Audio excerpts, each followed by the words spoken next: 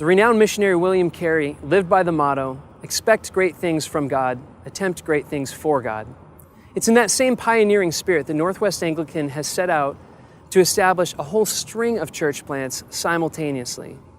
Now, how do you plant a series of churches spread over about 200 miles all at the same time? Well, it takes a different kind of strategy. See, typically churches are planted by a priest who intends to pastor the congregation. Or a mother church plants a daughter church and injects a certain degree of DNA into that plant.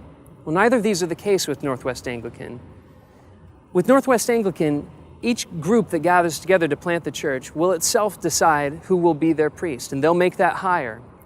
And they will be the ones who determine the DNA and the personality of that particular parish. Here's how it works. Northwest Anglican does promotion and advertising in the target cities, and wherever we find sufficient interest, we begin to gather groups to meet on a weekly basis. Our meetings are times of worship and discussion, and the discussions go through a specific process.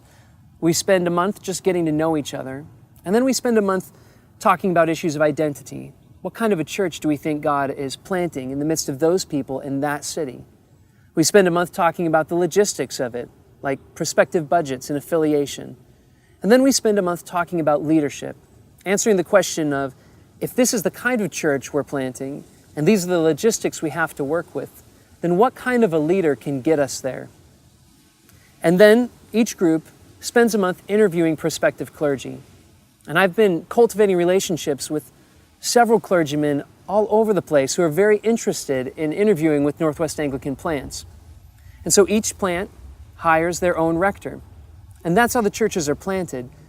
But from there, Northwest Anglican maintains relationship with these plants and is able as a nonprofit to supply them with licensing issues like reproducing copyrighted lyrics, or financial assistance in terms of tax reporting, payroll, contributions and expenses, publications like bulletins, building a website, and continuing advertising. In this and in many other ways, Northwest Anglican intends not just to plant the churches, but to strengthen them, to shoulder the initial burden, particularly on the business end of things, and allow each plant to do the work of becoming a congregation and getting busy about the work of the gospel. Now, if that gets you half as excited as it does me, then by now you're probably wondering if Northwest Anglican is working in your city. So take a look at the map on this page and the timeline as well.